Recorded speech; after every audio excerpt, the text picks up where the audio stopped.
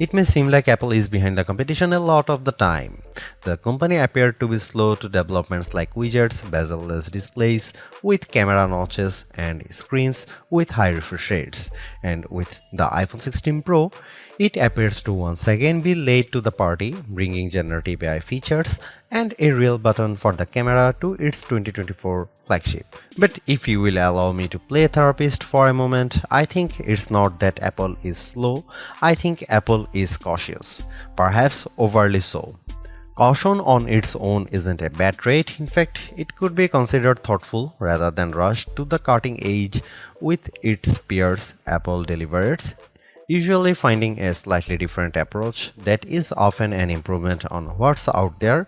Just look at the Vision Pro headset or Apple Silicon, or even the iPod, the iPad, and the AirPods, which were far from the first of their kind when they launched. I am getting deja vu. Looking back at my review of the iPhone 15 Pro, I see a picture of that phone and its predecessor lined up by side to show just how much thinner the bezels are. Apple has once again trimmed the borders on its flagship phones, but while doing that enabled it to reduce the handset's size in 2023. This year it allowed the company to cram in larger screens without much change in footprint. The iPhone 16 Pro and Pro Max displays have increased in size from 6.1 inches and 6.7 inches up to 6.3 inches and 6.9 inches respectively. Both handsets have grown ever so slightly too, by just under 1mm in width and about 3mm in height. Basically, the iPhone 16 Pro and Pro Max are a hair wider and taller than their predecessors but maintain the same 8.25mm profile, and yet in spite of this minimal change, you won't be able to keep your old cases if you are upgrading from an iPhone 15 Pro to an iPhone 16 Pro. Not only would the cases not quite fit, you'd also need something with either a cutout or a sapphire crystal and conductive layer to be able to use the new camera control. Of course, Apple sells compatible cases, as do some third parties like OtterBox, so you have plenty of options. I have spent most of this year's hardware review season remarking how Samsung and Google's flagships feel like iPhones, and I have now reached a strange inception point. As I have been comparing competing phones for this review, I have been surrounded by about a dozen handsets from all these different companies on my couch, including last year's iPhone, the Galaxy S24 Plus, and the Pixel 9 Pro and Pro XL. Trying to figure out which one is the iPhone has become more confusing than ever, as they all feel similar in build. The best way to verify at a glance is looking at the camera arrays or my wallpaper. All that is to say that the iPhone 16 Pro feels similar to its predecessors, which is what these other companies have been attempting to emulate. Apple would be right to feel flattered by this imitation, and yet I have to wonder if it's time to do something different. Google's Pixel 9 Pro is actually a whole 6 grams lighter than the iPhone 16 Pro at 221 grams, and I'm absolutely smitten by its rich pink hue and shiny edges. Though I like the new golden desert color for the iPhone 16 Pro, I do wish Apple's premium flagship had more fun and vibrant exteriors. That said, I do love the base iPhone 16 in pink, teal, and ultramarine. Arguably, the biggest change to the iPhone 16 lineup, not to mention the iPhone 16 Pro, is the introduction of camera control. This is a button on the right side of the device which has touch and pressure sensors on it to enable greater control with swipes and semi-presses. One of the things this was supposed to do was let you push slightly on the button to trigger focus, similar to what half pressing a DSLR shutter button would do. That function won't be available at launch, so I can't say if it's effective. But by the large, camera control is a very Apple approach to a feature that has been around for years.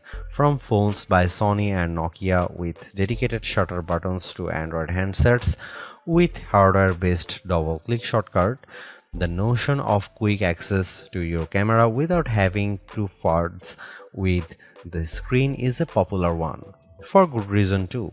I've hated having to swipe or long press the icon on my iPhone's lock screen in the past, and even though I could set the iPhone 15 Pro section button to open the camera, it just wasn't positioned well and I'd have to give up my mute button. So, Apple isn't breaking new ground with its hardware shortcut for a frequently used app, but it does do a few things differently. With the touch sensor, you can swipe on it to tweak things like exposure, zoom levels, and tone, and the half press still works as a way to select options or go back out of menus within the camera control interface. In theory, it's a nice way to make changes in the fly. In reality, there are a few issues and they largely have to do with placement. The button sits a little farther from the base of the phone than I'd like, so my fingers have to reach a bit more to press it, whether I was in landscape or portrait mode.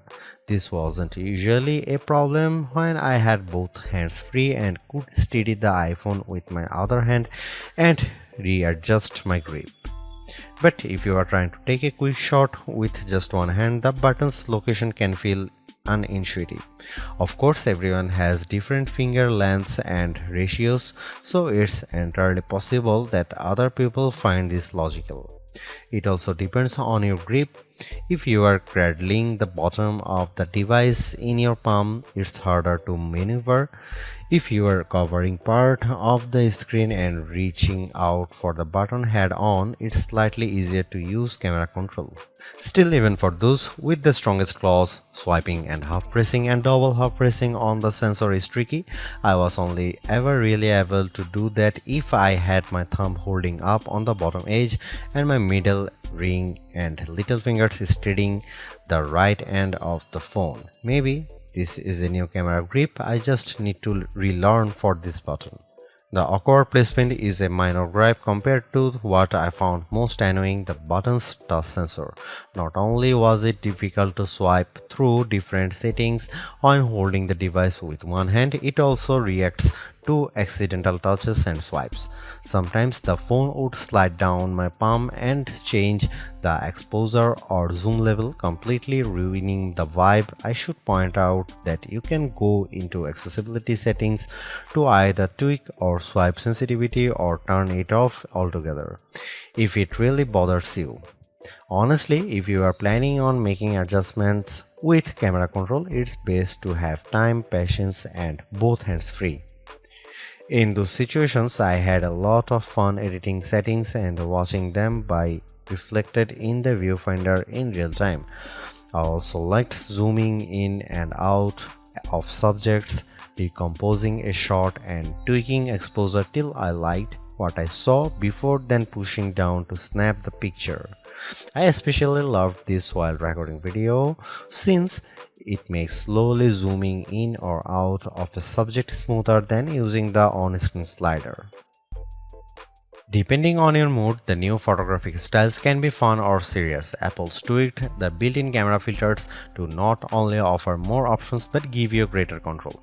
Due to how the company has refined its processing each year, there is also an improved depth map captured when it detects a face in the scene. This, combined with a greater focus on color science around skin tone, has led to what might be my favorite new iPhone 16 feature. Whether I shot them in portrait mode or not, photos of people what I took using the iPhone 16 Pro were a dream to edit. Simply switching between the standard, natural, luminous, quiet, or ethereal styles already resulted in improvements to be colors and shadows, but I could also tap on each thumbnail to across the new editing touchpad and drag a dot around. This let me more precisely tweak the hues and contrast levels, and an additional slider below let me adjust how warm the image was.